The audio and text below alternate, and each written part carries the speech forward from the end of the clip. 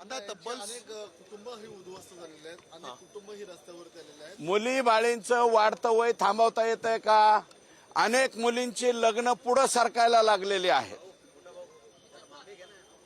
16 लाख ठेवीदार आहेत जवळपास, आणि जर पाहिलं तर 5,500 कोटीपर्यंतची या ठेवी आहेत. तर काय वाटतं एकंदरीत की इतका मोठा घोटाळा होत असतानाही लेखापरीक्षक असतील किंवा इतर ज्या संस्था असतात ज्यांची देखरेख असते या मल्टीस्टेटवरती, त्यांनी दुर्लक्ष केलं का की तेही 6 महिने लागले? विशेषतः बीड जिल्ह्यातले डीडीआर सगळे एआर आणि मराठवाड्यातले डीडीआर जिथं जिथं यांच्या शाखा खोललेल्या आहेत त्याच्यावरती सहकार विभागाने दुर्लक्ष केलंय.